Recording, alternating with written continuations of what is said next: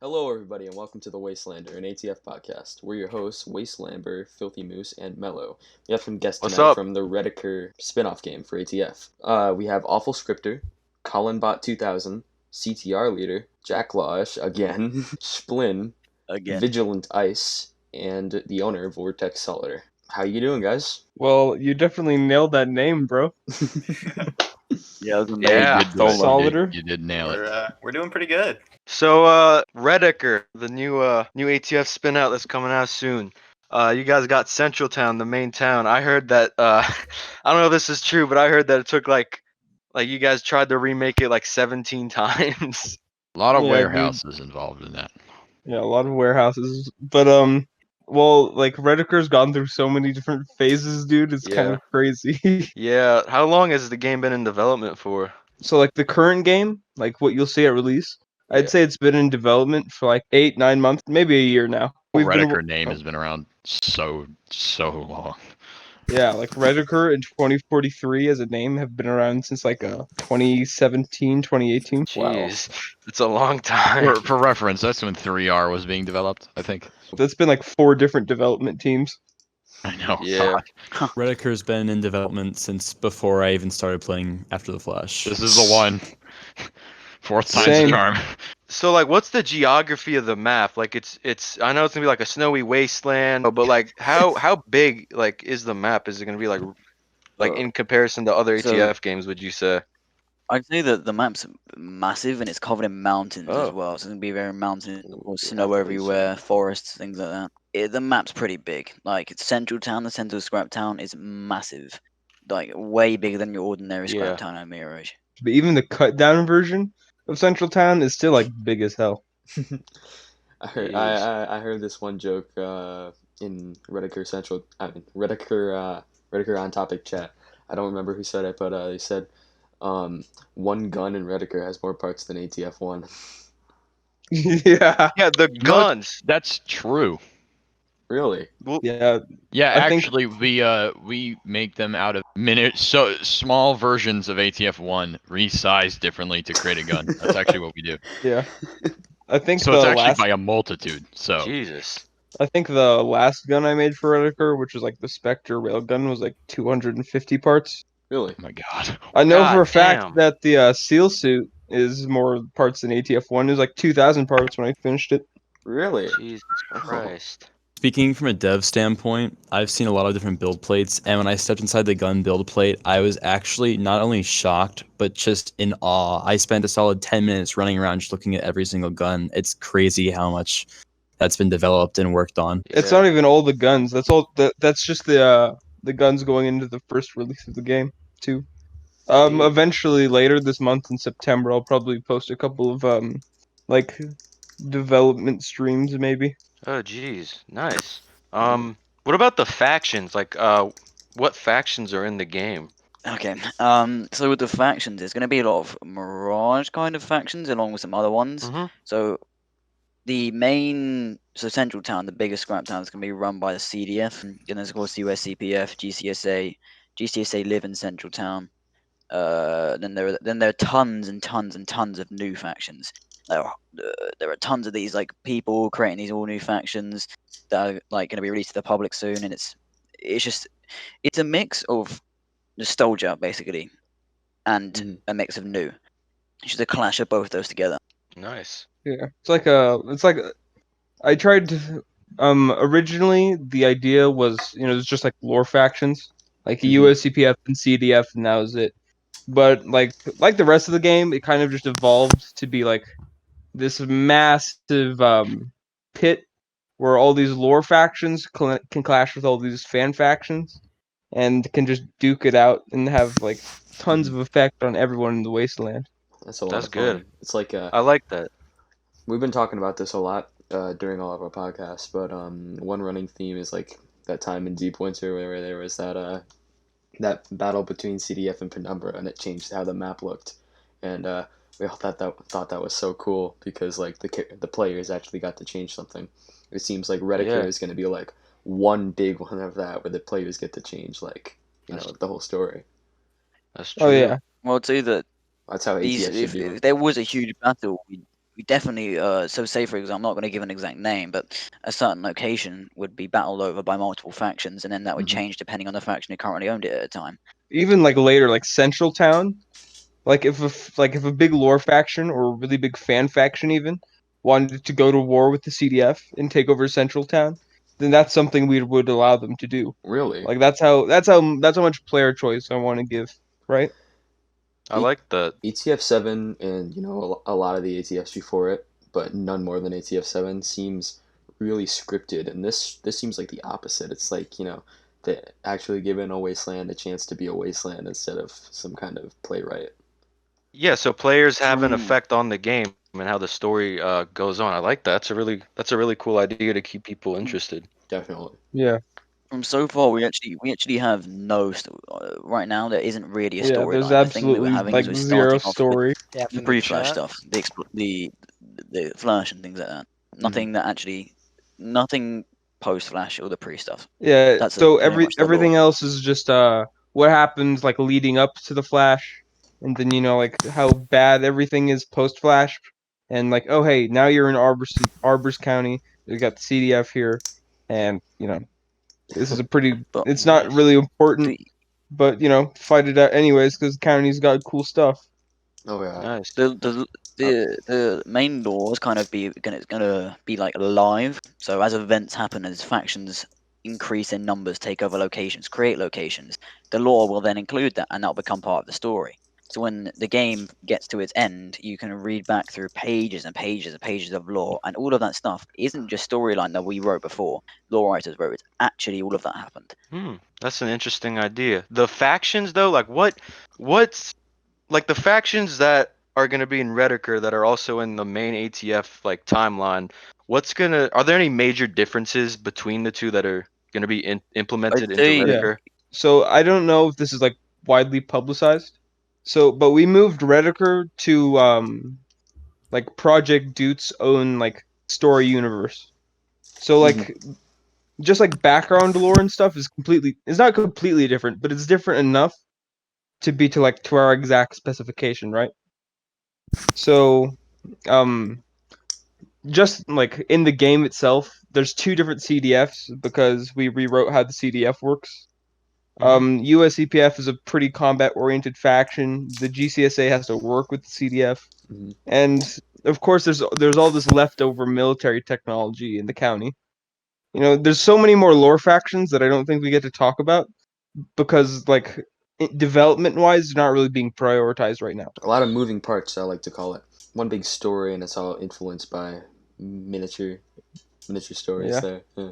See, a lot of the factions aren't these. So a lot of the other factions that we have in the game aren't these really big, well-known factions. So, for example, the CDF, people like that. Everyone knows who the Yeah. CDF is, but a lot of these factions some of them are going to be underground ones. No one's going to know who they are. Mhm. It's kind of like a good example would be the Syndicate before they were Syndicate. No one knew who they were, but they were still a faction.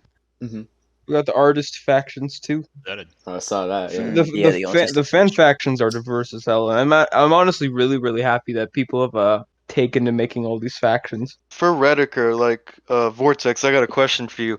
Like, even though this is pretty obvious, I just want like your input on it. Like, what separates Redicker from all the other ATF spin-offs that have been created in the past? Like, what do you think So, separates it the most? I think there's like 2 degrees of separation. I think there's like there's not only a chance, but there's like the definite reality that a good product on par with ATF will be released.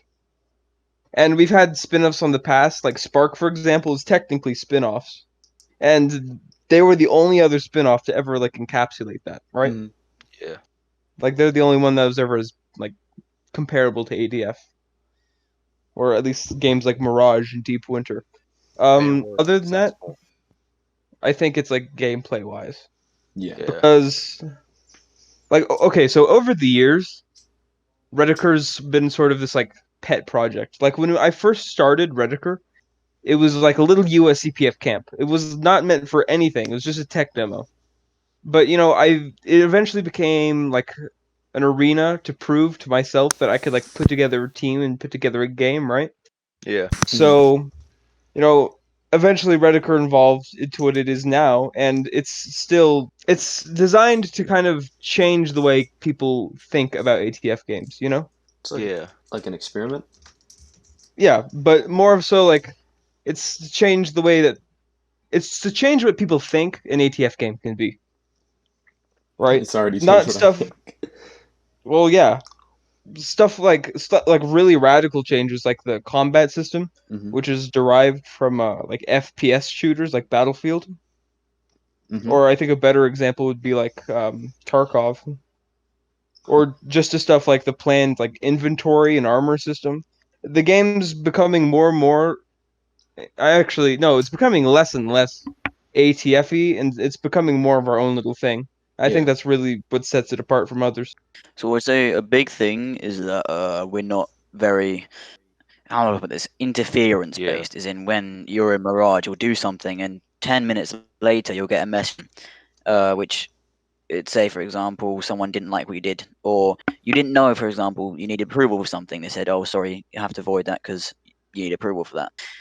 That's going to happen a lot less in Redekker, just because most things don't need approval. It's the kind of thing like it's a funny quote from a movie where if we make everyone super, no one's going to be super anymore. That is true. Yeah, Yeah. and I know like out of context, that sounds like bad, because Yeah. I don't want to like promote toxic roleplay, but like Right. My first thought is that it's just going to be when everyone's super, everything's going to feel so unrealistic in this map that's so beautiful and well made. yeah, and that's a really good point.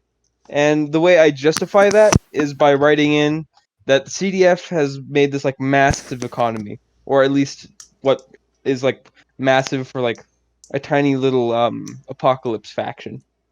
Yeah. The CDF. So it's much more developed than one might expect in the The circumstances. CDF has a Definitely. huge monopoly on the market.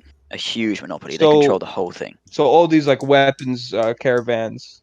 Wastelanber wrote a really good passage about how the caravans work in Redekker that I've read a couple times, and it's like really well written. But it's essentially just the CDF has created a really good weapons market, and the conflict is high, and there's tons of military tech laying around from the National Guard, so it can be unrealistic, because to an extent you can't just be fully realistic with everything. Unfortunately. Absolutely, and I don't expect because often people some of the more extreme people prioritize realism, but I know that in a role play game of any kind, that is Yeah. not a priority. Like, Also, not everybody in Redekker would have like AK-47s, realistically speaking. I mean, like, I think the boundary of the realism is I'm not adding stuff like laser guns, right? Yeah.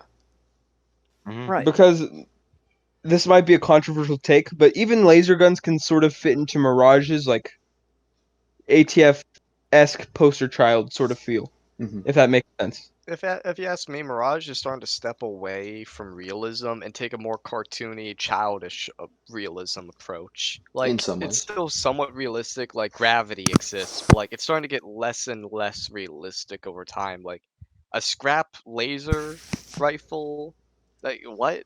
What? Hey, I'm sorry, Yeah. man. It looked really cool when I was making Okay, it. it does look good, but like it looks like a M1 Garand that's on stuffed a fusion core. Dylan, I donated for the laser and the Gauss, and I I like the never railroader. got it. But what I find interesting is that Redekker gets often compared to Mirage, when in reality the last thing I want to do is compete with it.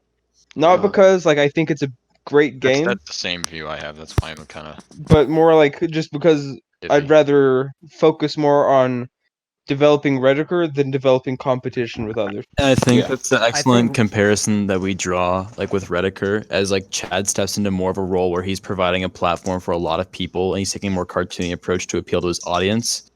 Redekker kind of steps in as like a different direction for some of the community's more veteran role players to see as like an alternative, and that's where we can set ourselves apart. Exactly, and that's why the conversation is so pushed, because some of the developments in ATF Mirage right now have pushed some people away. Mhm. And so with the prospect of Redekker, a lot of people are going to rush to that, but at the same time compare it to what they've already seen. Yeah, that's a really Yeah. good outlook, Mello. Like Yeah. I know that it's I'm like s- this the cornerstone for like ATF veterans. Because I'm an ATF veteran, and Redicker is exactly everything I would want. But like I understand some things like the combat system, are going to turn people away because we're moving away from like this text-based stuff. Is there going to be text-based stuff, or is it? Oh yeah, it's It'll be optional. text-based. But most of the scripting right now is based entirely towards having the Redicker combat system work, not traditional text-based ATF combat. So like the combat, from what I heard, it's that it's gonna be like a mix between like I guess role playing, but then also I heard that whenever you shoot someone, it's gonna actually like inform you like where you've been shot and like all of that. So Terry, you're the one that did the script That for is that, right? optimal A nice for balance what between I want to do. FPS. That's and, what I wanted to do. I don't know if that's actually the long-term plan, but if that's how I That's envision the sort of that's the thing long-term going. plan. Okay. I stole that idea from you, and I told person, or you can do it. I don't really mind. But the deal with scripting is kind of loose, though. Yeah. By that I mean it's kind of a moving project. So when I refer to build plate 2, by the way, I keep saying build plate 2 instead of just scripts. People don't know what I'm talking about when I say that. If I refer to that, it's scripting, animations, and UI, right? RBP2, yeah. Redicker has an interesting system. Build plate 2, as a whole, me and Grunt have been working on a side project called Morph V2. I have been waiting a long time to publicize this, but it is, the morph system in Mirage. You can put things on your arms, legs, torso, and head. Yep. Right. This allows you to do just that.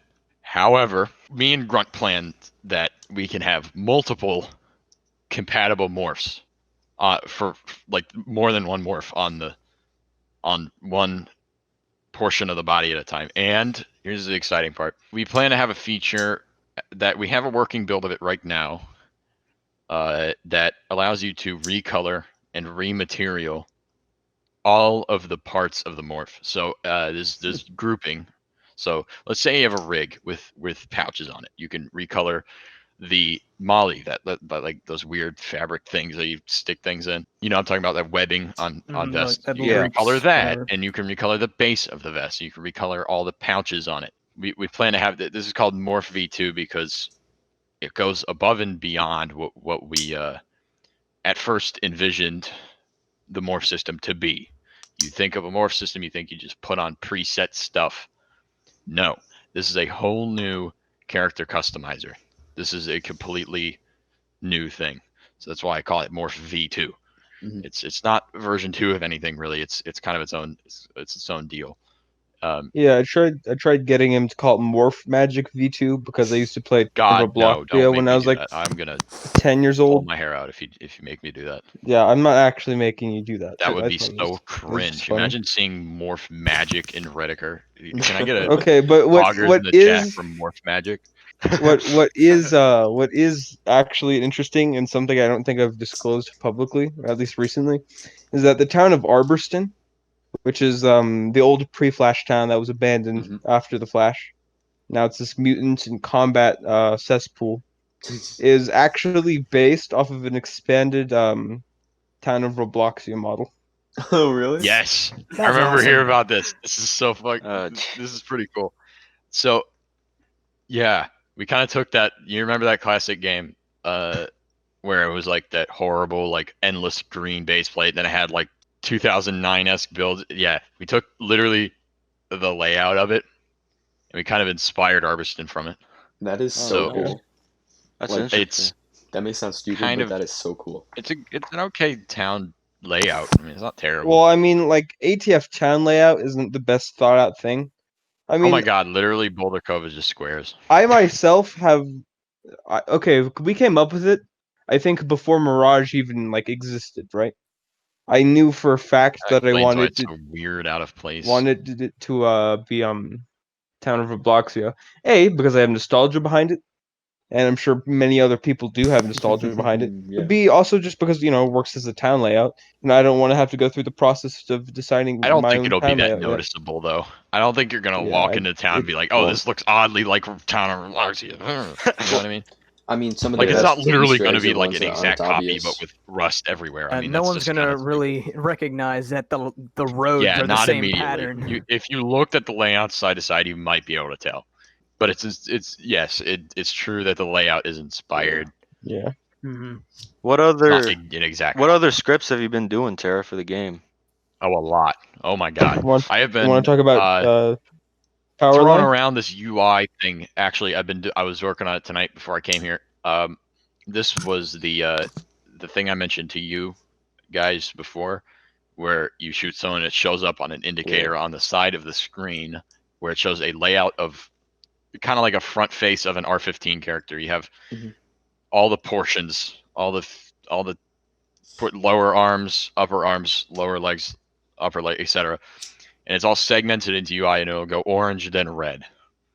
So kind of like Tarkov, a little bit, with how their damage system works. So you actually see what limbs are hit at a glance.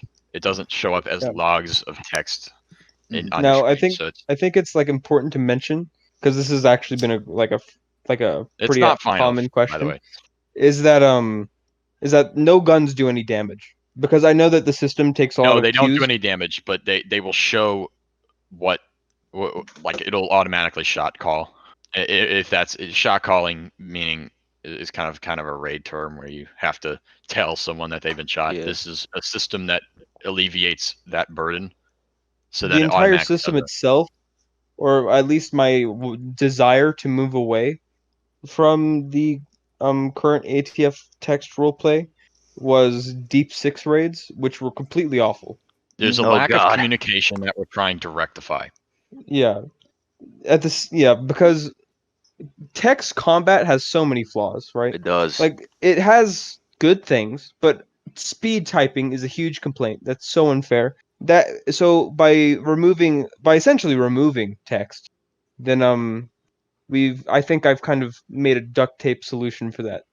So what I'm gathering from this is that text is like optional; it still exists, but I mean your combat system is encouraged. Yes, Yeah. and I would think the speed typers would prefer to use that system instead of speed typing. So it's actually to draw them away, I mean, not only to give other players an option.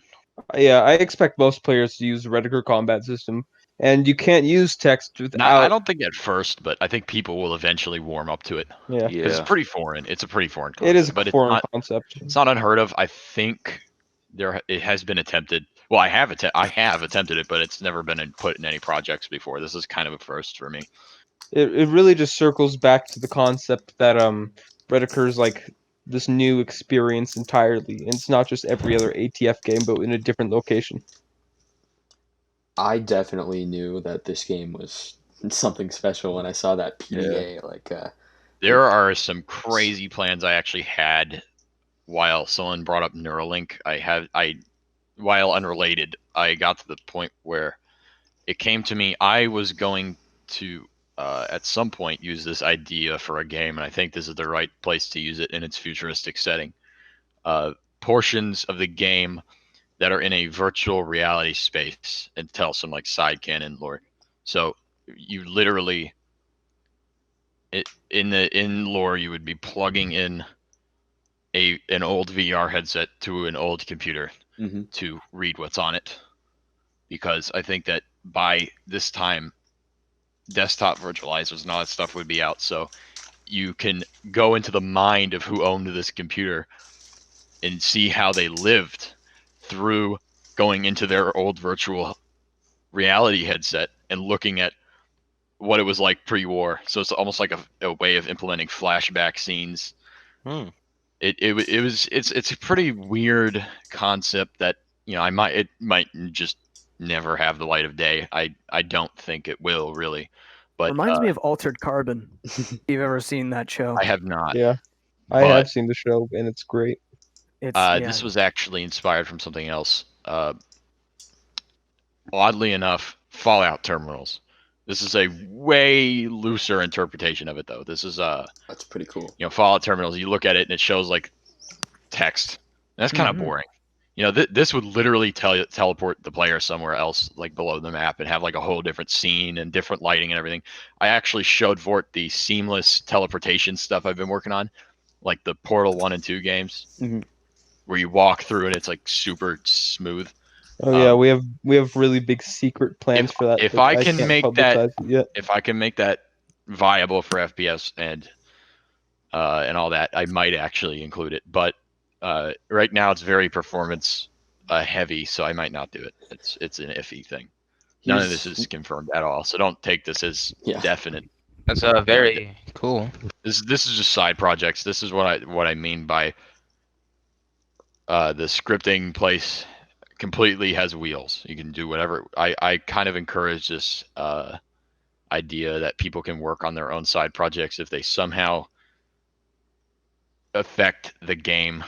You know what I mean? Yeah. So the side project Morph V2 is not specific to Redicker, but it will be in Redicker. You're the head dev, right, for Redicker? Yeah, one of them. How long you been scripting for? My entire life. Really? Yes. What got you into that? I don't know. You don't know. I've been doing it since I could In the remember womb, things, you've been so. scripting. I respect that. Yeah, I can confirm I'm his birth brother. Separated. Yeah. them. What about in you, there. Vort? You've been you script as well, right? And dev and all that. Well, I don't really. I tried my hand at scripting, and I kind of just gave up on it. But you know, you're terrible You at it, build? like me. Yeah, I build. I pretty much only build now. Your guns look good. I mean, you must have been doing that for a while, right? Yeah, I've been doing guns since Yeah. a I don't know how you do that. I think Yeah. a little after Deep 6 made its first like beta release. Beta Deep 6 was the most awful thing I've ever seen Beta in my Deep life. But 6 the guns, Hey, beta Deep 6 was better than normal Deep 6, bro. it was much more fun. But man, the bugs. Oh, But Vort, like when did you start? microphones When did you start are very building? Like what got you into all that? So, I think in 2016, Chad posted this contest saying, "Oh yeah, we're doing He posted on the Roblox forum saying, "Hey, there's this gun contest. If you win it, then you can have your guns in game, right?" Yeah. So I am like ecstatic. I was like, I think maybe 11 at the time, and so I talked to my friend, and he gave me some basic gun models, and I kind of like copied like the basic principles of what I was like he showed me, Yeah. and I submitted them. And I think that place is still public, and they were really, really, really bad models. But ever since then, it kind of just snowballed from there. Like I just made more and more gun models, and eventually, another developer in the ATF community, Gundam Bael 2, he made Project Dutes, and it was just us making guns. That's all it was. Blow Yeah, it point went from is what he scripting needs. a single gun, animating it, and now we're off to an entire spin-off. Yeah. yeah. This is like one of the most ambitious projects I've ever seen. I've worked for a lot of projects. There's a really, really big shortage of ambition, I think, with most spin-offs. And at the very same time, I think ambition is what kills a lot of spin-offs. Yes, but the issue is this. This is what I think is they don't actually make a spin-off. They don't change the lore. Yeah. They just put it in a different place in time. It's not good. They need to change the lore. You know, I had an idea to make the Aperture Science lore combined with ATF. It's the most crazy thing ever. Yeah, I saw the draft. People need to be more crazy, man. I mean, like I understand because I've been through so many spin-off projects at this point. It's all kind of just culminated in the magnum opus that's Redicker.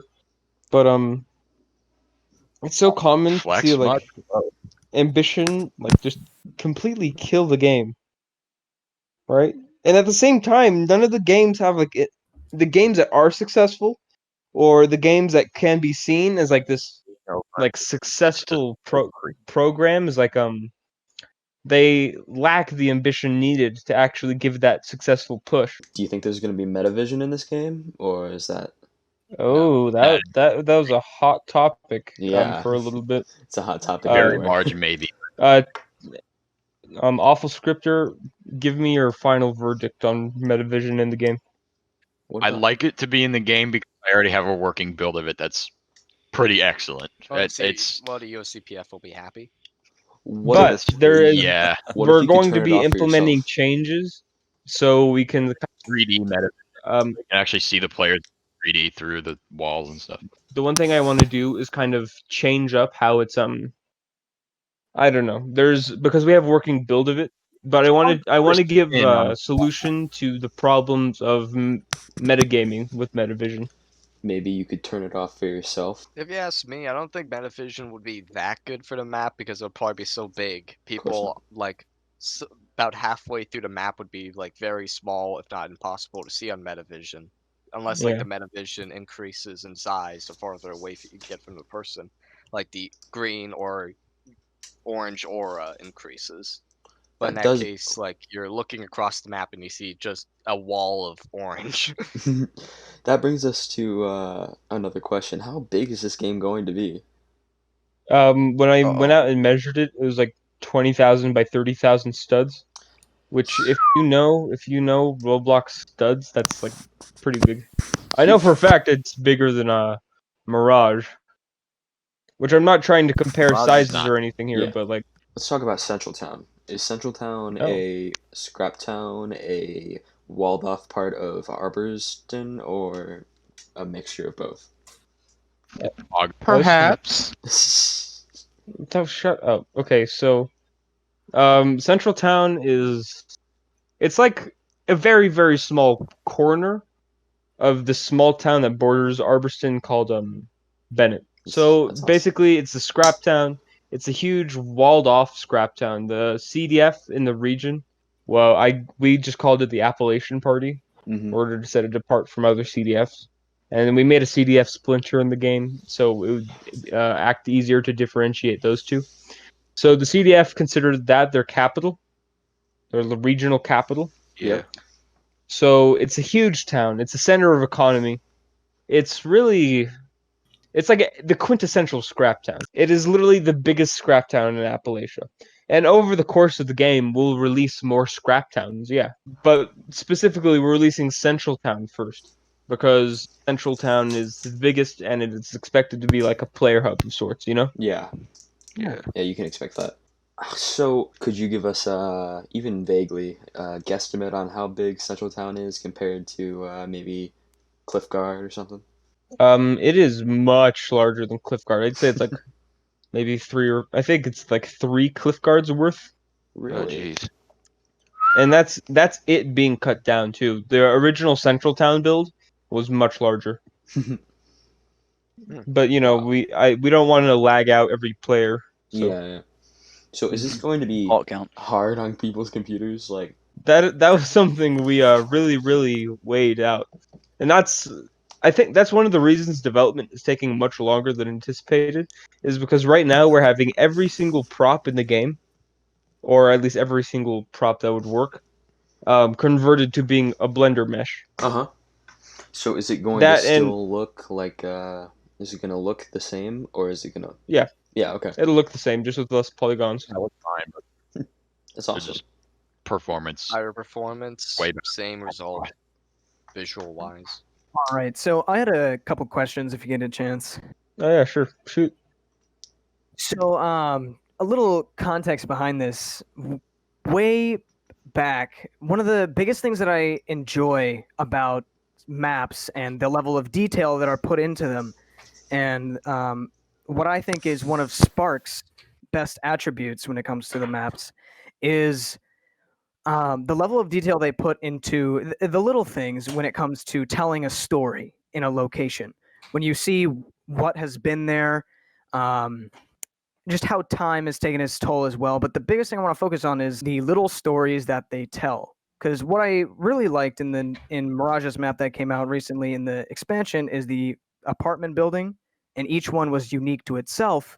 And like, I came up with this question when Scripter was talking about the VR, or what was inspired by the terminals, because you could interact with that and learn a story behind who previously owned it. And so what I was going to ask is if we can expect possibly certain props that can be interacted with, or just like you would find in a Fallout game, note that can be picked up. The reason this is actually pretty intrinsic to the game, actually, because I think story building through environmental detail, like hidden notes or graffiti, or just like any little detail that you can find that possibly explains one little ended story, is incredibly, incredibly important. I myself consider it more important than the game guide that you release. You know, because all you need players to know at before they even start playing that this isn't an apocalypse and you're in the Appalachians in Virginia, and now you can go shoot people. Here's your So, gun. but if you can at least explain like the story of like 5 people, like a single family, throughout a bunch of notes scattered across the map, or some graffiti on the wall detailing what happened to some guy, it just immerses the player so much better than anything else. I would say there's also a lot of locational things, like I know there's a lot of anti-CDF graffiti, things like that, that we have stored. There's just a bunch of stuff that, like, it would change depending on the location. Like, you wouldn't just get gang graffiti wherever you went. It would be, say, for example, if you went into a CDF-controlled town, anti-CDF stuff, SLF-controlled town, SLF propaganda, things like that. On the Yeah. topic of CDF, may I just say I am so happy that there's actual viable workings of executions. Like, you don't kick Yeah. people off a cliff to kill them. I mean, like a murder, that's one thing, but I mean, that's Well, I not mean, and at the 100%. same time, and yeah, I agree with you. But I can see the kind of pocket that the Mirage Yeah. CDF has been Yeah. put in, because in ATF, CDF is like intrinsically the good guys. I mean, like, you can go either way with it, Yeah. but the CDF is really just right now. It's written as this friendly group of people that just wants to help everyone, and of course that's like a really hasty generalization. I'm not saying that every CDF in every game is exactly that, right? Mhm. So this kind of ties in with Mirage thinking, actually, because an interesting thing I see up is every faction has positive qualities that makes it like a gray faction, right? Yeah. And so the player is left to decide whether they're good or bad. And that same kind of thinking is really used for the CDF in the game. Like, oh yeah, the CDF created this huge market, and they fixed the economy by like making barter and dollars a viable option. Yep. But they hang you for petty theft. It's it's a really good system to have. Sorry for cutting you off, by the way. But I really like how you're doing the whole no good guy kind of thing there. There's better people morally and there's worse people morally, but from as far as I can see, there's no like good guy that we should be rooting for. It's just a genuine wasteland. It's really designed so you, the player, is left to decide. You're the ultimate judge of what's good and what's bad, right? There's no greater story besides like the individual player story. I agree. Like, it seems like, this is no hate on Mirage or anything. It's a wonderful game, but it seems like a lot of the story in Mirage is driven mostly by, the staff instead of the players. Which in a game that big, it's kind of driven by business model. Yeah, well. Well, yeah, that's the economics of the game. I'm not gonna lie, but every single game on Roblox is also driven by some sort of business model. I'll talk about that later on the podcast, probably. Right. Yeah.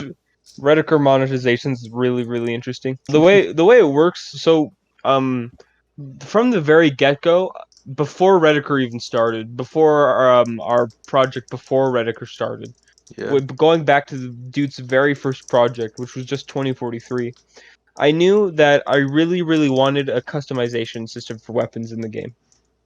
So a decent way to monetize that is to offer a very decent selection of attachments for free, and then offer some of the more special attachments behind like a 15 Robux paywall. Yeah. I don't want to make super big donator packs, which is why like the 3 donator packs are already probably some of the most expensive stuff we'll release. Mm-hmm. It's really just based on, if you want this extra content, you can buy it.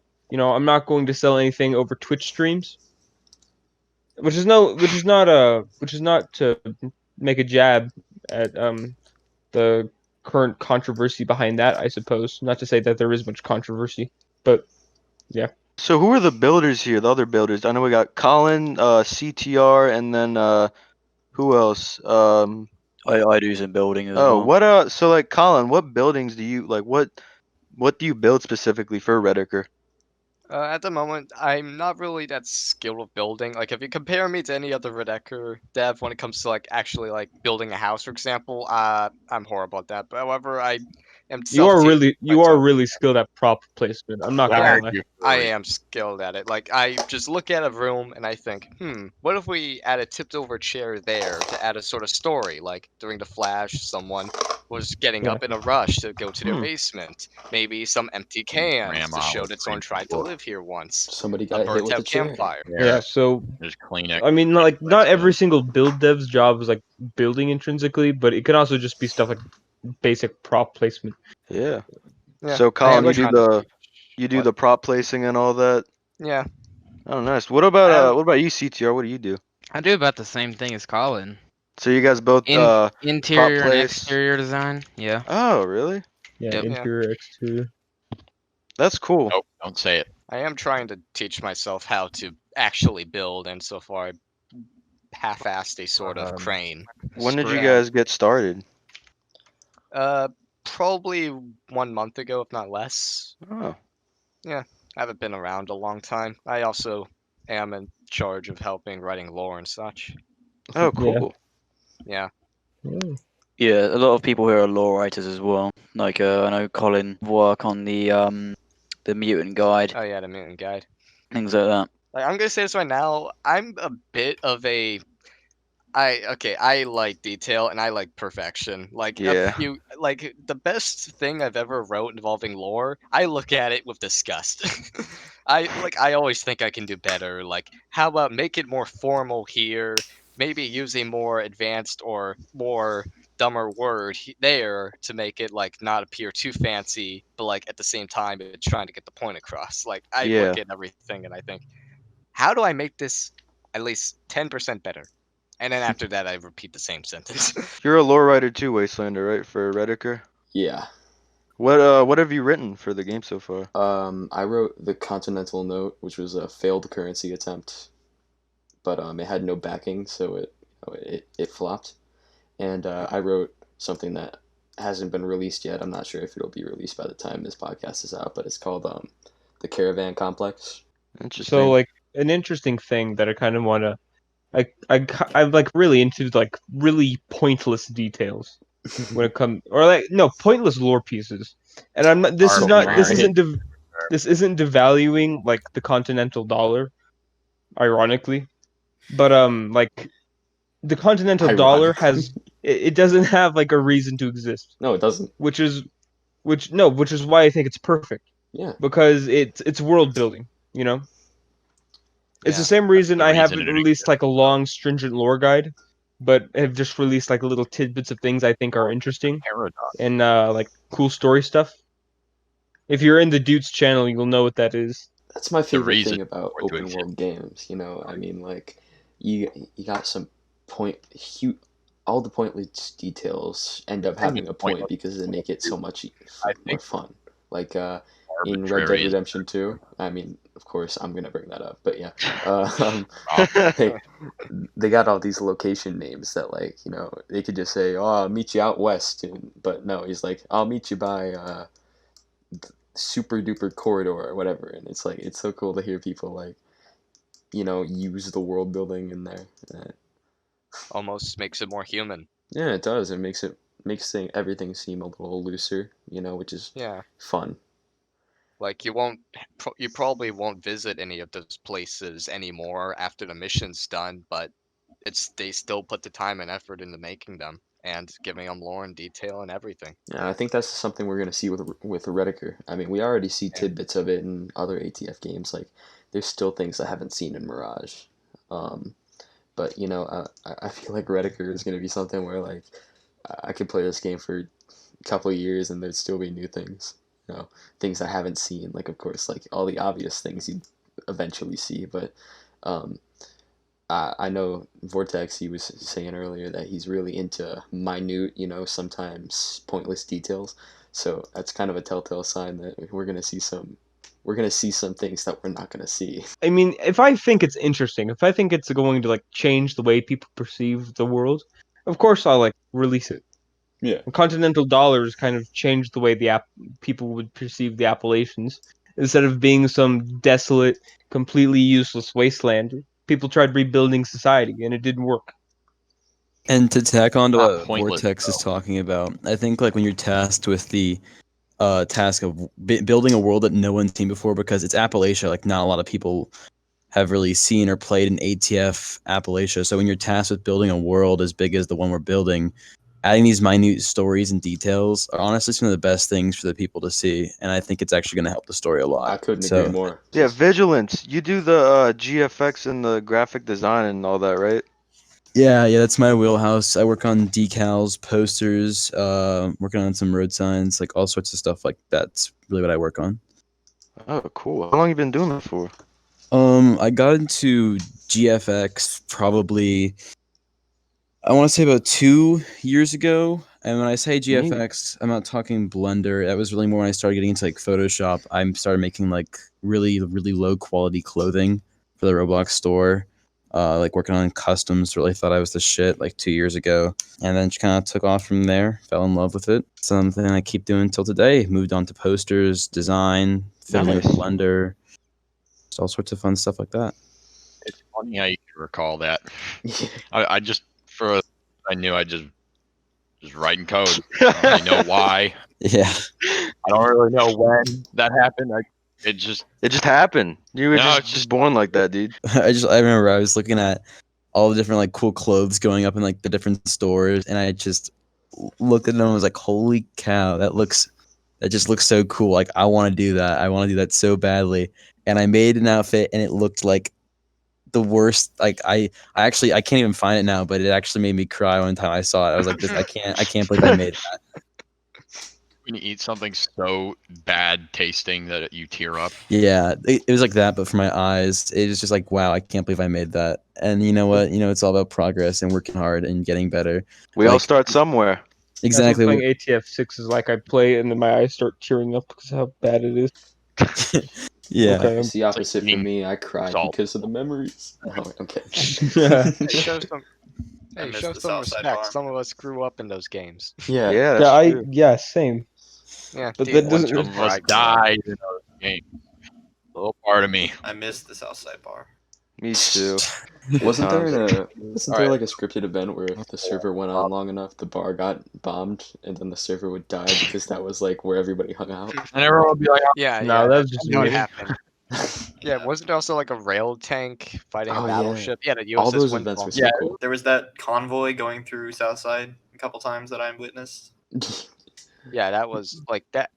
That to this day, that still awes me because how can you script something and build something to be like that? Like those were incredible events. quite easy. I mean, like Mirage. It's actually just If only more Mirage had the much same easier. events. No, Literally Mirage others. couldn't same events. Mirage is a direct product of people not wanting Deep Six in the first place. Might be a controversial take, I don't know, but Deep Six. I mean, Mirage in the end is kind of like our fault. Who's I'm not saying our, Who's we? as in like the community. Everyone. And I'm not Everyone. It's everyone's fault. Mirage is Mirage. And I'm not saying Mirage is a bad game. I'm saying Mirage is an awful game. I'm just kidding. Well, Mirage could definitely be better though.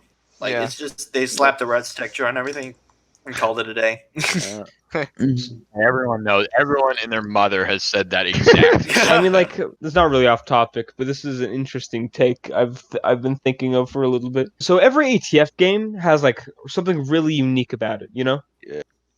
Like I would exclude ATF 1, 2, and 3 because those games didn't even have ATF 1 and 2 are essentially like clones of each other, right? Uh-huh. I mean, Word up. practically, yeah, they're not clones. And the remasters that Spark did are completely beautiful. But like every single ATF game, 4, 5, 6, all has something unique going for it. I think 7 lacks like that feature. I can list that actually. Yeah, it feels more 3 like had rock, 4 was underground. 5 was on an island. 6 was way far in the future and more politically set. 7 is bad. I mean, like I think one of ATF's biggest strengths, ironically, is like the lack of consistency in terms of, and that's not a bad thing when I say it's inconsistent, because that means that the player experience is really varied in like a really good way, right? I think Mirage's problem, not Mirage's problem, but Mirage as a concept kind of stems out of the fact that people are really, really tired of Deep Six being like this town RP game, when very clearly it wasn't. But the community made Deep Six a town RP game when it very clearly was not meant to be. Yeah, it was Fortunate Son if Fortunate Son was a game. And I think it boils down to, because I didn't have the privilege of like actually getting into the RP that happened before Mirage. Like I did a little bit of it. Like I was still very new. I actually was running around like troll RPing because I thought it was funny on a different account. It's a long story, but from my perspective, every ATF had something unique, and Mirage is just unique in the fact that it was just kind of shit, and that I'm just kind of sad it's the only ATF I got to truly experience. Mirage's big punching factor, both pre-release and to an extent post-release, is that it was like the earlier ATF games, where it was in a desert, it was in the middle of the nuclear summer, or whatever it's called. I think Dust Bowl is a popular term for it. But it resembled the old days. Even the You know, bridge and- is reminiscent of ATF1. Yeah. Yeah. It just kind of makes you think they wanted to go back to simpler times. Well, yeah, that's people were dissatisfied with this civil war, this re-civilized sort of depiction of Deep Six. But us Which, here I at mean- Project Dutes say otherwise. Yeah, Simpler times, simpler game. Don't do it. I don't even want simpler times. I just want features that'll change problems I think are problems. But we gotta talk about the theme for Redekker though. Like Splin, you wrote that, right? You Oh composed it? yeah, It was I more wanted to improv. bring up Splin's theme so badly, bro. It's really, really good. Yeah, you freestyled the whole thing, right? Like just Oh yeah, just definitely. sat down, just got to work and just I sat composed down, it. plugged in the computer, turned on the camera, and just started playing something morose, kind of sad. Tried to make it Nice. fit what Vort wanted. I DM'd him a couple times and I was like, hey, do you want like a deep winter vibe with kind of like a depressing? He's like, nah, more just kind of solemn and that kind of thing. So And it was nailed perfectly. agree. I couldn't have it done better. So when the trailers for Redekker dropped this month, which by the way, big spoiler if I didn't previously say it publicly by accident, is that we're releasing like a couple of teaser trailers this month. Nice. Is that Oh, go on. you acted what? Is this a leak? Yeah, this is a leak. You This heard is a it here leak from the first, director. folks. Uh-oh. Oh crap! Contain it. This is a leak from VORTEXSOLIDER. This is not clickbait. This is a leak from Vortex, not clickbait. Wait, Happened for real. Splin, what other do you compose any other music for the game?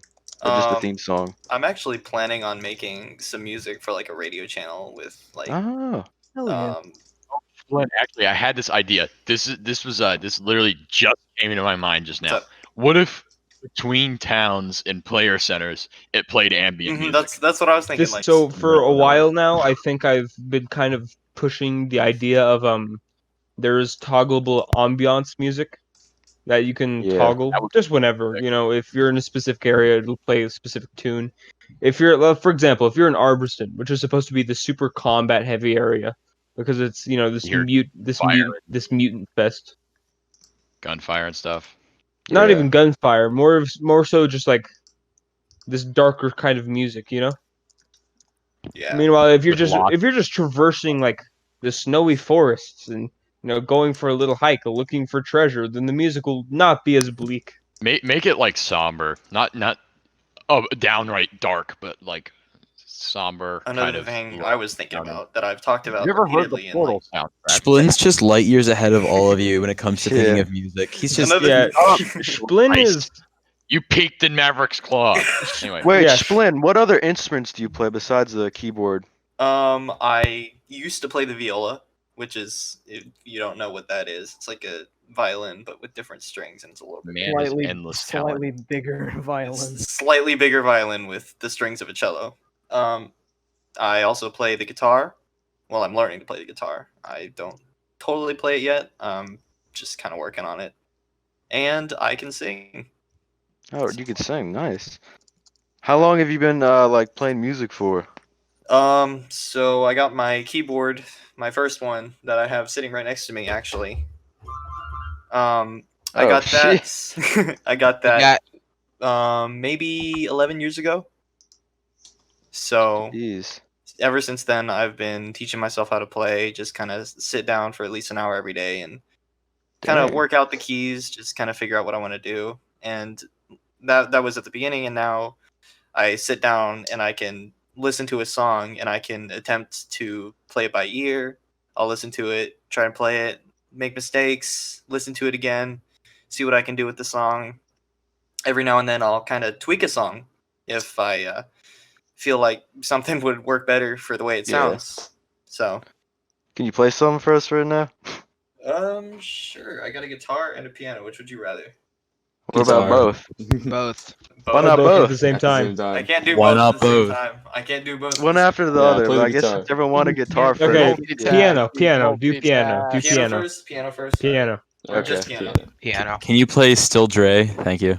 Can you play CCR? Can you play Among the Can you Mountains? play, can you play DJ Khaled? Oh no. You know what? I Surprise swear to us. God, if this devolved to just Play can you play Fortnite. Peter Hold on, Griffin hold on. Epic? Play Like Fortunate Son. Can you play the Family Guy theme, please? Oh play the God. Family Guy theme. Okay, no, but Oh, actually, let just him play. Let him play. Let him play. This is the part that you guys are gonna want to hear. Yeah.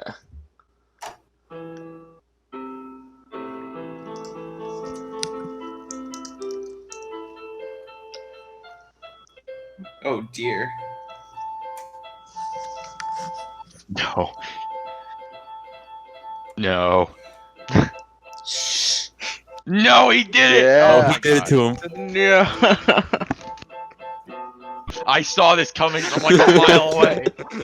I had no idea. Yeah, that's that. Court, definitely you picked the have right to do person. that whenever you have a piano skills at all. That's like literally a requirement. Absolutely. you That do and to for release someone. are the must-haves. Hey Can you man, play Tara, anything? you lobbied Yeah, against for it. release, You I- lobbied against it, Tara. All right, I thought I heard someone say CCR, so Yeah, CCR, man. Wait, what? I had Family Guy theme. Oh my God, he plays it. We're getting owned better.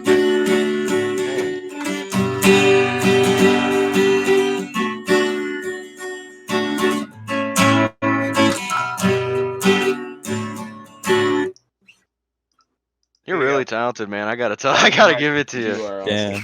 We Thank don't you. even need to get. We don't even need to get music from like Spotify or something. We could just get him and a guitar. I've actually been lobbying. I really want to see Splin like create like some sort of Spotify so I can listen to it in my free time because Yeah, he's hella Mr. talented. Final Time. I don't know if you guys recognize that name. He's in Project Dutes, and he's like yelled at me, "Make a Spotify, upload your songs to SoundCloud." I'm like, okay, maybe some other time. Project man. Dude Spotify. No, maybe now. Maybe now. Get Maybe. open a web browser. Get right No. now. Do it right now. Speaking of music, though, so I don't know if it's true or not, but I heard there are gonna be like 3 radio stations, or like more or something. I want more than 2, but I think there's just gonna be 2. Oh, Mhm. I mean, better than Mirage's radio.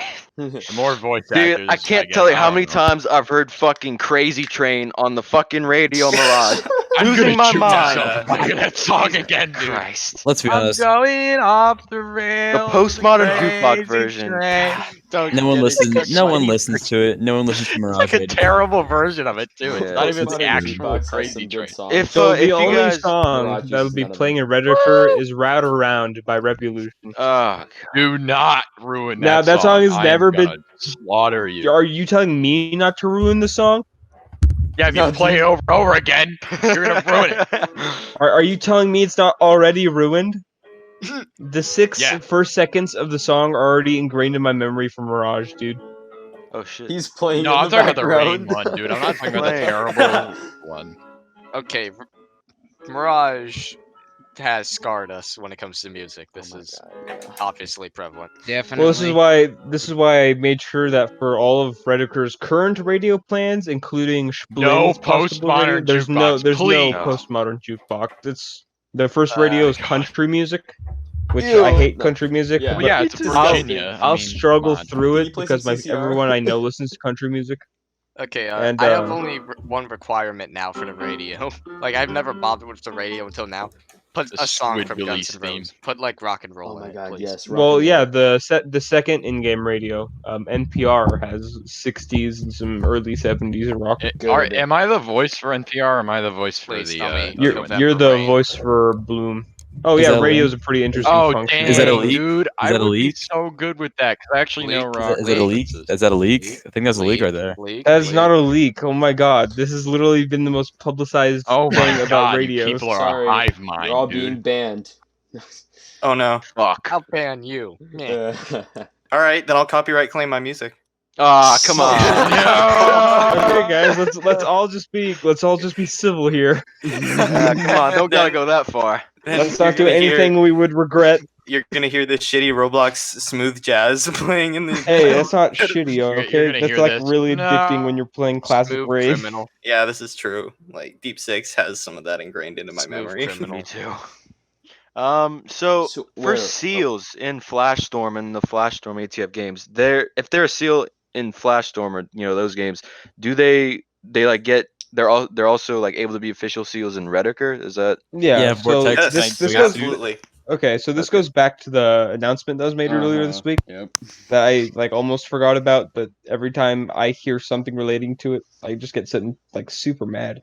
yeah? Not really mad, but like yeah, if you're in any main faction in Redicker and in ATF, you're in that same faction in Redicker. There's no changes. Nice. Anybody can use like a really poor seal suit. When we introduce the armor system with Terra's little combat, not Terra's little combat, Terra's Epic. Yeah, epic Terra's with Terra's epic will epic make the combat god tier. indicator. A specific portion of the body will be covered with armor, Mhm. and Each it'll morph will have a value built into it for that, Yeah. actually. So the free seal suit has a really slow walk speed, has extremely poor protection values. It's basically designed to make you never use it again. But if you're It's like the Taz in Tarkov. if you're in the seal faction, then you get the access to the pristine suit, which is super good armor, really decent walk speed. I think it's Really good. So maybe for like the curious seals like me, Vortex, I guess this means I have a question for once in my life. Like, what should we look like? Is there anything we have to look forward to with the pristine seal suit? it looks really cool, and you can make it pink. Oh, word, make it pink. Hell Okay. yeah. Colors. I You know how people change their seal suit colors Yeah. in Mirage? You can actually do that now. I talked to Tara about giving it like Hello Kitty camouflage, but I guess it never panned out. No, I don't want to do that. Seal No, armor. God damn it! Don't make them gayer. no, for real though, actually, I was going to do camo parts. Yeah. Do some yeah. do some of the Spetsnaz camo. That'd be like, really cool. Yeah, I might actually build in a few camos so that you can select from it, but I don't want to have the ability to upload whatever image I want, meaning I could put Hello Kitty on a seal suit. Yeah, that'll Lord. already be an ingrained feature anyway, so no problem. I respect that. Yeah, I think it'd be better to have like Marpat, Relpat, for marine stuff. and Engrave a have, Hello Kitty into the chest plate. I'd rather engrave a bullet in your skull. than do that. Edgy. Wait, so about I don't know if you guys are allowed to disclose this, but about the Rad 8s, like from what I hear, like anyone can be them, but I heard the app is crazy hard, like to get accepted. Yeah, so we're not here. it's something I really privately. It's not something I privately worked on. It's something I just worked on like a while back. In private. Yeah, in private because there is no point. It was kind of just something I did. Anybody can apply to be a Rad 8, right? Anybody, but the app is like super crazy difficult. It requires knowledge of all these tiny little lore points, and you can't really like answer it unless you've like explored the map thoroughly enough to Yeah. have found all these little like in-game answers to things. Okay. Which sounds ridiculous and it sounds arbitrary, but so is being a Rad 8. So I mean, like, Yeah, it's Yeah. got Yeah, honestly, Checkmate. if you're a Rad 8, dude, in Mirage, please don't kill me. Wait, so like from what I heard, like the Rad 8Bs, like I heard that since they have so much body mass, they're gonna have to like pretty much constantly eat like all the time to like. Oh yeah. Fat idiot. This is a difference we made between the lore in Redekker and ATF is that mutants now have mutants are now actually dangerous instead of just like being a threat because they'll infect you. They're more of a threat because they'll eat you. Yikes. And rip your bones apart. Yeah, but that's just extra. Like Rad 8s definitely the Rad 8s eat both mutants and humans. Oh jeez. So like I kind of wanted to go back to the classic ATF2 model of them being like this like entirely different kind of mutant. Mm-hmm. You know, they're not leader mutants like they are in Mirage. They're just like They're relatively. They're a lone Yeah, wolf. what kind of virus has a rank structure? it's Yeah. what Rad 8 it's what Rad wants to be. And just to add on to what Vortex is talking about, I think it'll put an end to something that I think we've all seen and all hate. It's the friendly, non-feral mutants who just want to help Oh society. my Uh, god. Oh yeah, and Please don't. there's no way where Rad 8s can be friendly to humans anymore. So I think we Yeah, can all right, look forward to for seeing you. that. You know, the end of the friendly mutant campaign. It's okay, I'm non-feral, and you're just gonna put a 12 gauge mean, to their head. Like what I was thinking along the lines of is you make it so that way like a feral mutant is basically mutants that's gone insane. Like Yeah. its brain has deteriorated to a point where it's not really gonna be human like anymore. It's more so gonna be like an animal. I heard that like the Rad 8As, they could like get like wings or something. I don't know. Like they could No. glide. Oh, No. No. Someone No. told me. What the Someone. heck? Someone Okay, I told me- was You all thinking right, about having dude? like small mutations because like it isn't a virus that's affected by radiation. Like small Yeah. mutations like that possibly could happen, but like a Yeah. Rad 8 is already rare enough. That's not like true. one with not like Bird wings Rad. or anything. It's more Well- just stuff like Yeah, it'd probably be like skin Wow, forming to they're be like a flying scary as squirrel. hell. It can glide. Yeah, like not it even can that. glide. I don't want the stuff. I don't want like them having the ability to like glide. leap from the mountain and then glide into Central Town because Can I I know do that an if I impression give of one of those? anyone the ability to glide in Redekker, they're going to try that exact same thing because I know that if someone Dude. gave me that ability, I would try it. Can I all do an the time, impression but- of a flying rat? Do it. Mutant Air Force. Mutant Air Force. What was that scream? Well, I've heard That's of what they just about sound like. everything. I'd shit my pants if I saw a gliding rat, man. I'm not gonna You lie. just like one day you're like Similar standing to on what my cat sometimes sounds like when he wants food. Miko. Bro, you sound like Support my the little Miko brother. fan club. A the your twist. cat's a mutant. Amico cat's a is mutant. the Red 8. Oh no. Yeah, You have dude. APDK on your He's a cat. rad C actually. Yeah. He's And also about the a darker cat. USCPF, they have a bunker, right? They have a pretty high defense base. Man, fuck feds. The Hey, when fuck you. when it's eventually added, the USMC faction, the Marine Corps, Yeah. they have a bunker. They have a military. really nice built bunker. Am I allowed to disclose what it was? Am I? The munitions bunker? Or Oh yeah, munitions bunker. they just stored a bunch of bombs and stuff there. Yeah, it But- was like stored in. Of munitions. course, that's not going to be added until we get to that section of the map. So So let's talk about Scientology. I mean Pershing. oh wow. Before we describe Pershing. Before we talk about it, I think we should describe what it is, just in case, like a quick definition. So basically, it's a religion that's like this post-Flash book in Christianity that describes the hardships that this dude named John Pershing All right, goes yep. through, and he's tasked by a god to sort of build this garden of paradise in the wasteland. So there's no more suffering after after Armageddon. Is Pershing is it canon? After the Did Flash. he actually do it? I don't know. Why don't you read it for yourself and decide? There'll be chunks of the book of Pershing, located throughout Arborston. But you could also just go to the Pershing Church in Central Town, and listen to a sermon or something. Oh, really? Nice. Yeah. What kind of fan factions are going to be in the game, or some of them at least? Whatever people want. The three most popular picks right now is mercenaries, which are definitely in no short supply, and I think this is a good thing because a lot of these factions are probably going to struggle without some extra gun. One I was really particularly interested in seeing is these artisan factions, Mhm. where instead of being combat based or like merchant based, they just make art and stuff. I thought that was really Yeah. cool. Yeah, I like That's that. cool. I was actually planning on doing something around manufacturing, so they could send in materials and have various things manufactured, so that they don't have to do it themselves. I ran into that problem in Mirage. I've gotten to the point where the research and development stuff I've been doing for the Syndicate has gotten so bad that Toby had to limit me.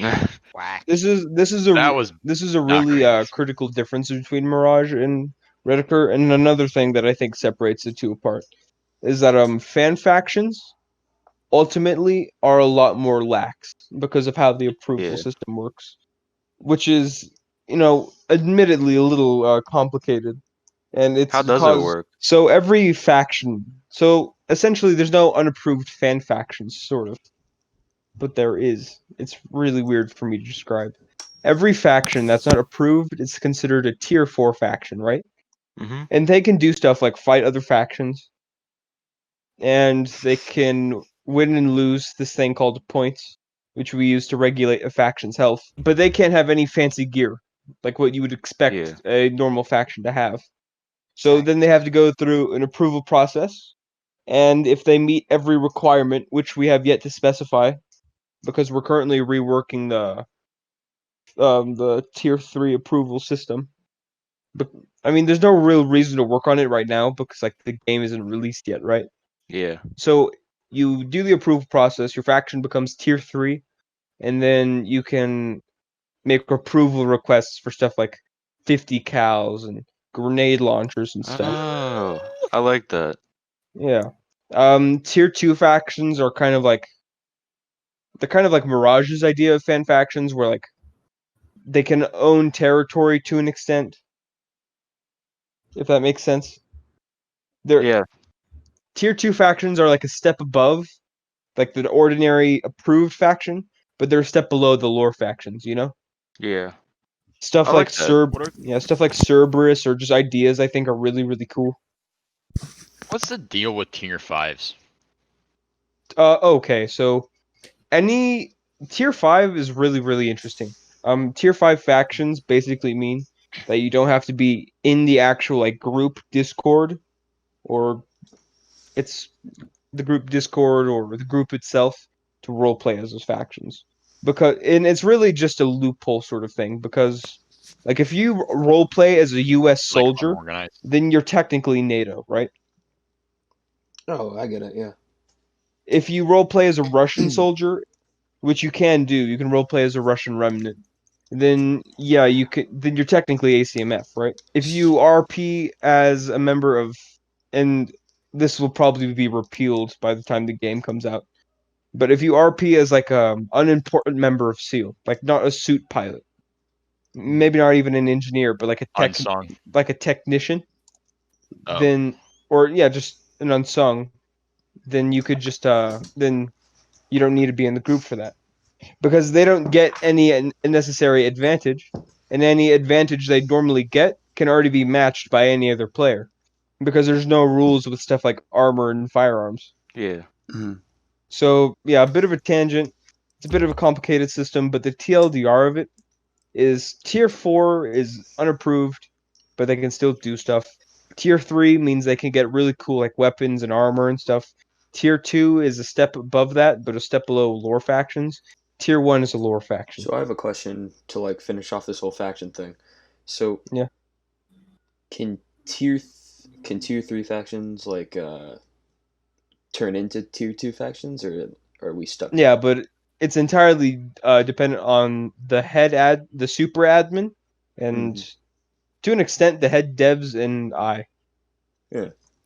Because every single tier 2 faction that's not like something I've already really wanted to add to the game is like, it's really weird to describe it. Really, it's just, oh hey, if I think it's cool, then it's a tier 2 faction. It'll be afforded special privileges. Okay. But in the end, tier 2 factions can still be wiped away the same way tier 4 factions can. Yeah, I like Yeah. that. You know, where Keeps it it makes fair more for sense of- everyone.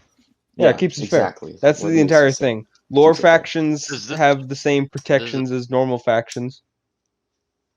Does this imply that unapproved the tier that corresponds to it can appoint representatives? Of course. That is huge. Anybody That who is owns really a big. faction, tier 4, tier 3, approved or not, will have access to the faction owner role.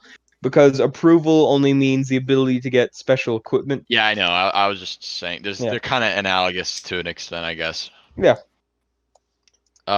Yeah, you don't. That means you technically don't need approval to But run a you business, but you have your faction restrictions. is at a serious disadvantage if you don't get approval. Yeah, there's Especially restrictions. since the way the game's working with factions, and That this seems is gonna way easier to moderate. because we really overhauled the whole system. Factions now have a set point scale when they can spend those points on specific supplies during their tier 3 approval, I guess.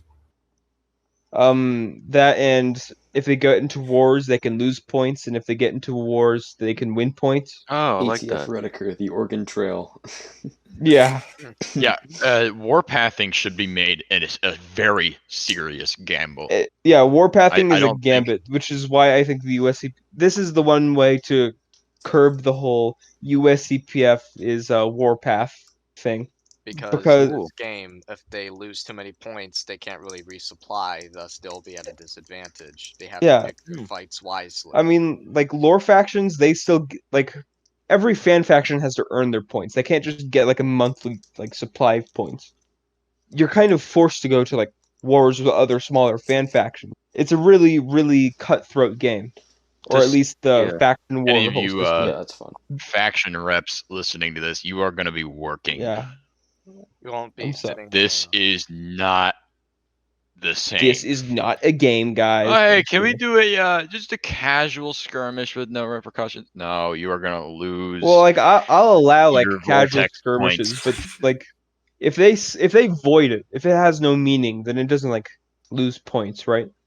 But if it like has meaning, then there's no such thing as an uncasual skirmish.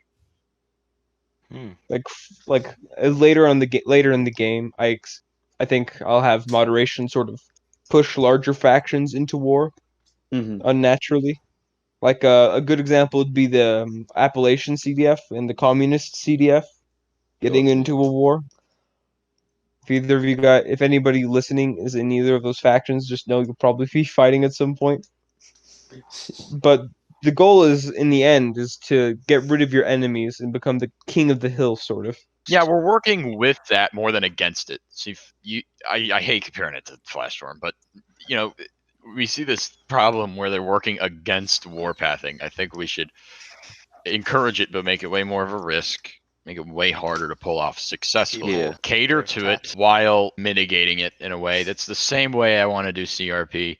You know, you want to do that that whole shot calling scripts UI combo, so that you know all this stuff. We have this sort of general viewpoint that you can work with something. You know, you'll go with the flow of what the players and the factions and all that want, and it would make a lot of the process easier to not work against the flow. It's like trying to swim upstream. It'll take forever. It's very tiring. Yeah. Wait, so if you guys are allowed to disclose this, like if there are gonna be events in the game, like how are they gonna work? Are they gonna be like the scripted ones like Deep Six, or they're gonna be like more like admin controlled like the ones in Mirage? I got this one because I have okay. plans for this. I also have plans for this, but let me hear yours. So well, thank you. My idea I think is pretty cool. If we're gonna do an event, it's gonna be my idea of it is a one-time thing. So this is not repeated every single server. But what happens is we plan a date, and I will script and set up a scene. So all that scripted stuff, and then I will program a trigger into it, push that update, and that way, when the time comes to do the event, we can change the map on the fly, and you know, do all that changes stuff dynamically. So you see the fall of Crater View or something like that. The map didn't change until like a week after the event. We can do this right the second it happens. Uh-huh. Yeah. If we just build it all ahead of time and then have some chat command event trigger. And that's not Something. at all to discredit the developers who worked on the No, it's Crater View updates. There's just no solid It's just process. it's just to explain our system of doing it, you know. At the very end, when the secret nukes are detonated and kills everyone in the map, Tara will be able to script that. That was totally a spoiler, by the way, Wait, that happens. and also a joke. No, Oh. it's just a joke. I'm like, what I'm the like- fuck? No, actually, that wasn't a joke. Okay. And it was about Mirage. Leak? Oh my god, are you an onion? Leak, That leak, doesn't make leak. sense. Okay, let's go on. Wait, so like for the events, are players gonna be able to have an impact on them as well? Oh yeah, of course. Oh, cool. I hope. Factions and factions and player. Okay, so a faction is just a bunch of players, right? Yeah. And at the very end of the day, so a single player has as much say as another single player. So if a single player came in and completely changed like the course of an event by killing someone really important, then we'd make sure to reflect that. Uh-huh.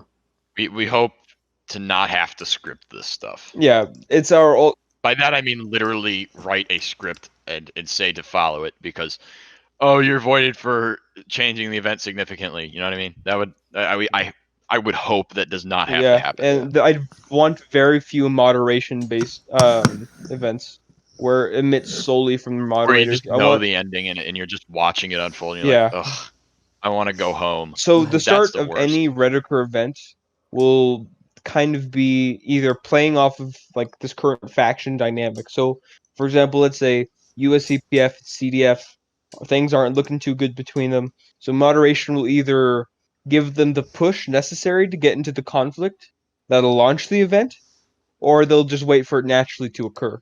And then we'll kind of see how that goes, and we'll plan around that. So there's no We've got the G-man approach. Subtle nudges. subtle nudges. I like that how it's more. Yeah, if you break the rules for factions tier list, then death. Prepare for unforeseen Moderation will actually just consequences. destroy your faction in game and then void you rather than,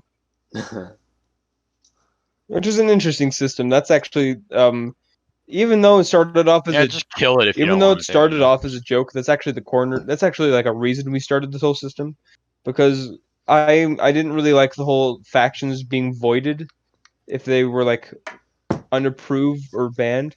Yeah. So the new goal is to make administration and moderation to use these weapons of destruction to destroy the factions in the actual game. So it kind of reflects on everyone else. So like this faction cheats the system, and all of a sudden a meteor falls on them and they all die. More like a bunch of guys with like super heavy rocket launchers destroy everyone. It's like death. The Illuminati shows up, you know. Oh god. If they break the rules, The guys controlling the simulation. then we would probably explain it by them having a lot of allure to bandits or something like that. You know what I mean? Because if you're breaking the rules and having like grenade launchers and stuff, obviously in lore there's going to be some bandits coming to you, but you don't properly have the preparations for it. So it's analogous to being destroyed by moderation, being destroyed by the forces of the region. Yeah. I guarantee you, if somebody had a grenade launcher, I would not try and steal it. I would run away. Fuck that, dude. I would try stealing it, bro. I know I can use that to destroy all the It's a other guys gamble. I find in Arbor. And bandits Bro, are bro, gamblers. That's You the know whole what? that's You know actually something really, really big with Redekker that also sets it apart from other spin-offs and ATF itself, is that exploring is like a gamble. Making a faction is a gamble, because you can very much lose it all, right? You Nah, can bro, I'm lose your just built character if different. you're Like Tarkov a little bit, my you know? You go into this region with a very real possibility of losing everything you got. Nah. I'm built different. I wouldn't lose anything. I'm built You're different built 100 different because emoji. you fail RP, that's why. Quick, pull it out of your ass. Word. Okay, allow me to pull out my 12 gauge from my asshole. Oh, Yes. that's gonna hurt. Reddit moment. Can I get a Reddit moment?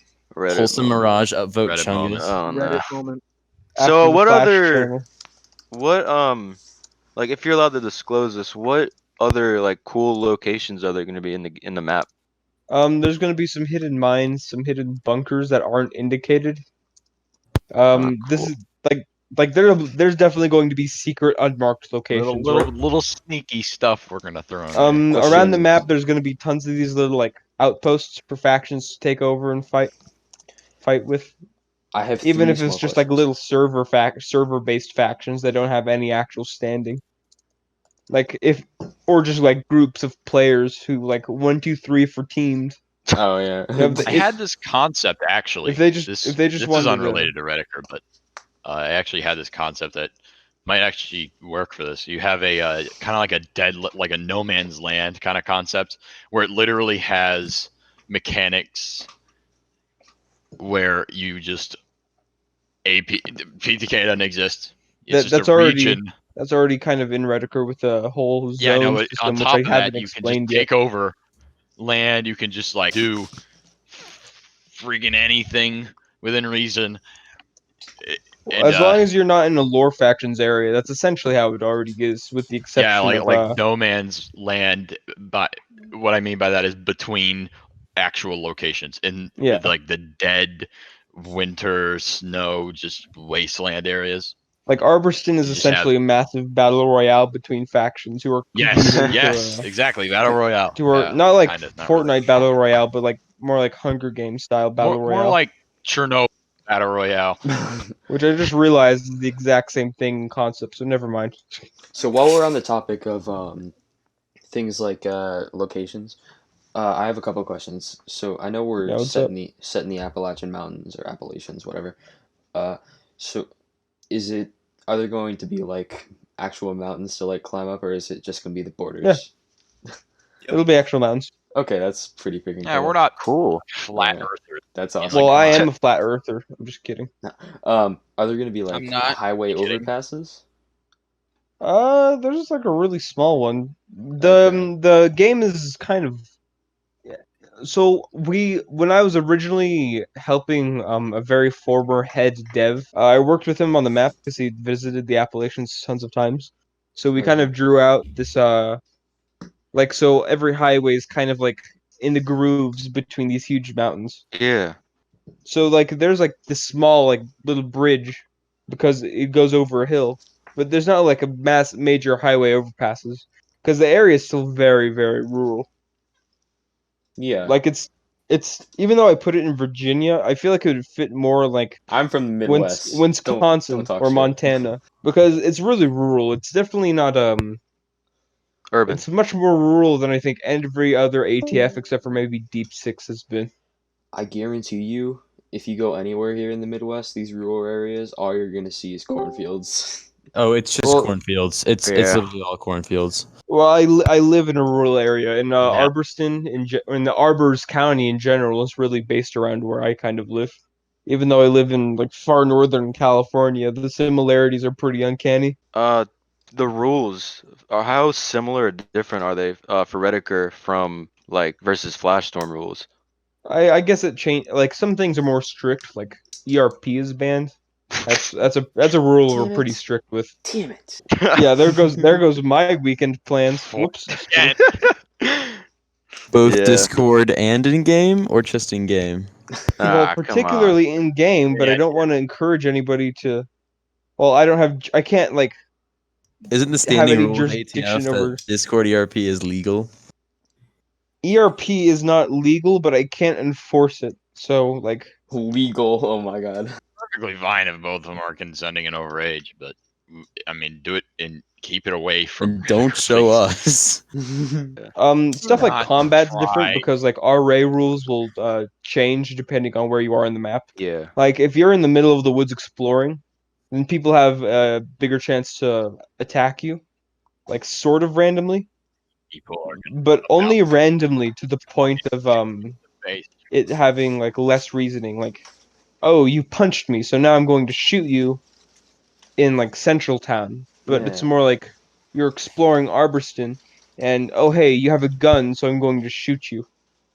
Mountain justice. So you still gotta have like some reason behind it, maybe not as much as like some Garage. reason, but it's like really lax. It's really loose. Yeah. And in game, I'm thinking of talking to Tara and what's the other guy, Person, about this.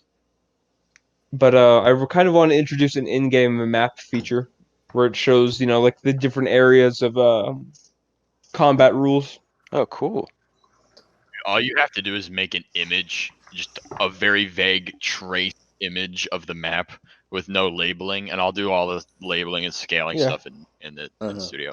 It's really not that hard. But what I was thinking actually is when you leave these areas, it might say like leaving jurisdiction, watch Oh, out that's for cool. robbery or Ah, something that's like so that. cool. Like it says on the top of your Yeah, screen, like take some danger. Yeah, like- inspiration from, Like you get a little rules pop-up don't saying you're apply entering here. into a red zone or you're It's like entering a into a super dark zone. dangerous There's a area. high chance your What character will hell be are you killed here. doing? However, when we do the inventory update and when we do the economy update way later into the game's release, then like you have a higher chance of like getting a really good like loot, if that makes sense. Well, Not loot in like the traditional like battle royale sense, where if you like go to like some really high populated area, like a military base, you get like really good loot, but more like if you go here, the danger's high, but you can get a lot of like decent stuff. It's also the added benefit of if you put it on screen and people that complain about RA rules when they don't apply there. Yeah. It's literally on your So screen. like another rule I wanted to fix is like factions getting RA like on their Yeah. territory. So like if like I gave permission to the CDF explicitly stating that if anybody like attacks somebody or attacks like another CDF guy, then they have permission to like shoot them or imprison them. and then hang them. I don't know. I want to give players choices, but I also want to make everything seem like it's gambling. Yeah, that's a really good idea. And it's also funny since What about gambling has been banned in Central Town multiple times. Yeah. I actually made a bio system. You have tabs on it, and it says like there's multiple bios, like a character, like a backstory bio, skills bio, so you can actually segment your character instead properly. of the After the Flash Mirage, infamous Instead of just a Jake generic / type half angel / I think it'd be really interesting to actually see gambling as a mechanic in Redicker, like some fictional form of post-Flash gambling. There's a way to like generate a random number above your head. Heck no, Some kind of like the last thing some kind of like 1 between 20. Some kind of like yeah, kinda like Powerline dice already has a maybe. D20 scripted into it. Oh yeah, is there going to be D20 in this game? Yeah, I was about to ask. So Terra, he created an admin script from scratch for the game.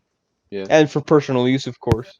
But it was It's a passion project. I brought it to the Dutes brought project. to Dutes. He calls it Powerline. It's really, really good. So a command in Powerline, because it's kind of like it kind of has a similar permission set to more popular ones like Cole's, where the average player can do like non-harmful or non-important commands. Yeah. Like D20 in this case. So a normal player can like, the D20 command. Obviously, that's not how it's written out, but you get the idea. It's also got some core system stuff. So when you press a UI button, it usually is running a command for you, and that command triggers a game event. So that would mean you could actually do all the UI elements. All those buttons can theoretically be controlled through the console. So if people get comfortable enough with the console, they can actually use that as a replacement to clicking on everything. I certainly like it better because I use Linux all the time and I have to deal with a command line all the time, and I'm used to it. So I'd like to give that option to people. I think that's a good thing to have. So real quick, back to factions. So there's a Soviet US CPF group and then like a American one or something. Oh, he's talking about the Red CDF and the CDF. Oh, the Commie CDF.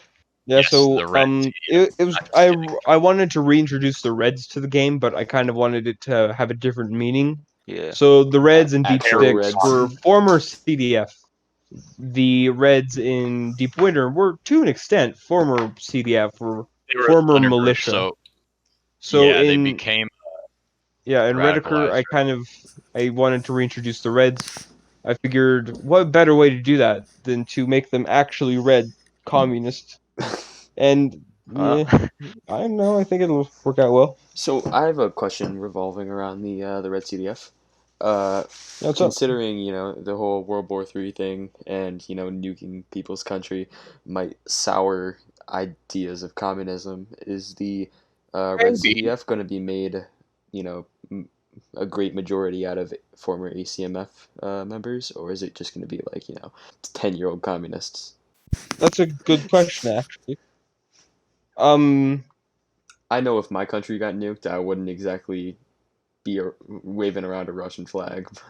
I know they're not communists. That's the difference, because like the APC, like, okay, so technically they're the CP-CDF, Communist Party of the CDF. So their goal is, this is how I justify them being communist, because after an apocalypse, you're going to want to turn to what's best for you and your people to survive.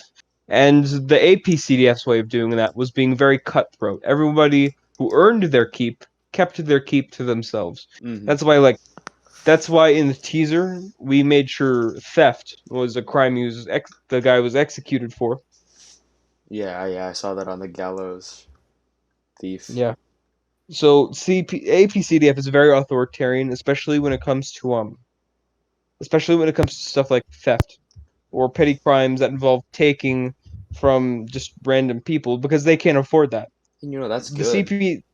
The CPCDF is the other end of that spectrum. They're supposed to represent how do I say this? They're supposed to represent like the other side of the magnet, kind of. That's a really weird way to say it. I could have just said compass. But they're based on, if we share everything, then we become stronger as like a pack.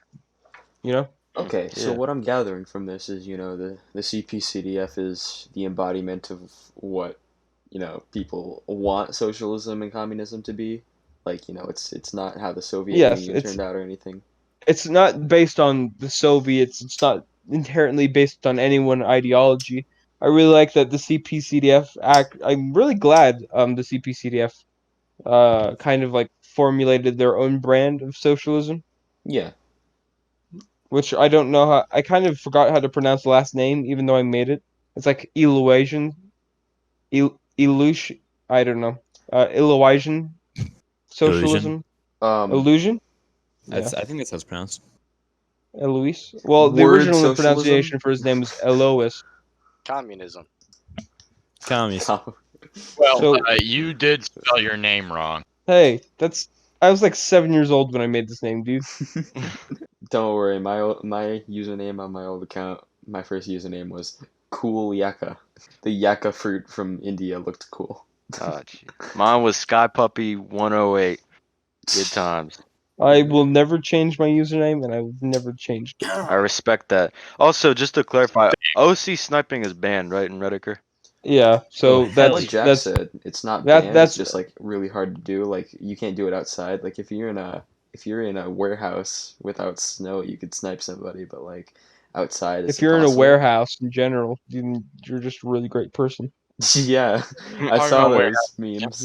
This is just what Jack has told me, but it's not banned. It's just almost impossible. So like in most places, you just can't do it. It's so unfeasible that no one's gonna do it. Yeah. I mean, like, if you had a thermal scope, you could if there's like a clearing, but like since there's so many trees, buildings, and everything, like even if you had like a thermal scope, something would probably block the view. Like you possibly could fire somewhat far, like at a range where iron sights wouldn't be that effective, but like those spots would be few and far between. Thermal scopes even have trouble in blizzards. Scope. Yeah, thermal scope probably will. It's a really good way to kind of dust and everything in the atmosphere. Well, scopes will be a commodity available to those upper tier factions. Yeah, it's pretty cool. Definitely a really awesome little game. Like I guess you could say foreign ideas in the game that actually like are really good. That avoid conflict, make it fair for everyone. Yeah, making everything a gamble, but also like redefining the way ATF can be perceived and enjoyed. I haven't seen here before. I want to make it a mix of the same enjoyable content for veterans and new, refreshing content or easy to understand content for new players. Nice. Finally, yes. Yeah. In normal ATF, it's so hard for new players to get into it, especially at Yeah.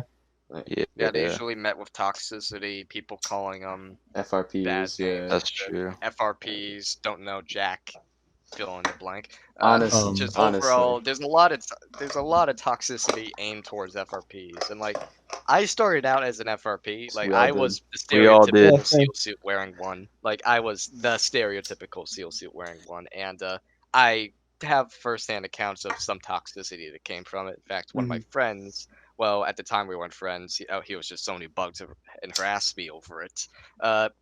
He kind of taught me the community had toxicity in it, and to this day, I somewhat thank him for it because he kind of got me prepared for this community.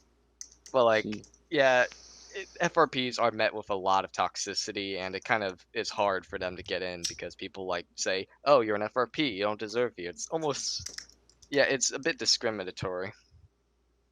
Personally, I feel like it's our job to introduce them to the community. It's not we shouldn't shun them for not being good at the game. I mean, we have no right to do that because they haven't had the amount of time and knowledge to get acquainted with the game and the lore, and Redicker will have a really quick RP guide just to get new players introduced to the real basics of just actions, what's acceptable and what's not acceptable. That toxicity against new players and younger players and all. I mean, like, I have a motto that I kind of use against that. It's like, I mean, you don't have to spread positivity, just don't spread negativity. I also have a motto though for that. Shut up, shitlord. That's the motto. I like that. I Shut like up. that. Well, Shut that's a up. good one. If you're gonna be a dick, shut up, I shitlord. once was called That's a kinda what I say. noob by an FRP. He was like level 10. At the time, I was like level 1000 and Noob. I was level 1000 and like, no, was it level 17? No, I think I was like 1011 something, 1100. No, no need to flex. I can't English right now. Yeah. I don't really think this is a big change, but Redicker doesn't have like a time-based level system. So Thank how's God. the levels gonna work? To me, like it's the same thing as the Deep Six and Money system. Oh If my I God, I can remember find that. a use for it later on, then it'll probably make an appearance. But right now, it's just another way to unlock content. I'd rather most content be free or secret. Yeah, but like in Mirage, the level system only recently has started taking on the role of basically people who play longer get a advantage of they get better props and weapons to use during RP. Like if you're level something during this time, you gain access to like the Aztec, for example. Like the level system only recently in Mirage seems to have started actually playing something Kind of the problem with Summer involving Rain. a role like that, but like beforehand, it didn't really have much in the way of a role, like apart from the cleaver. But everyone was level 15 or beyond. So only recently has levels started playing a big part of Mirage, and like I do like the system. Like instead of hiding those weapons behind a paywall, you hide them Agreed. behind making the person waste away their life on the game. Literally hide them. That's what we're trying to do. That's what we're trying to do. You see, the thing is, You should have to look around and poke around the There may lore. be a German and, German rifle hidden somewhere. It won't be bolt action. And it please. won't be Yeah, the SGG-44 is hidden on the map. There's One a general weapon. You SGG. could it's a save Call of Duty ATF Zombies 7 reference. I won't tell you suggestions where from- it is. Have you guys ever looked at ATF 7 weapon suggestions? It's revolvers, Yes. German weapons, or World War II weapons.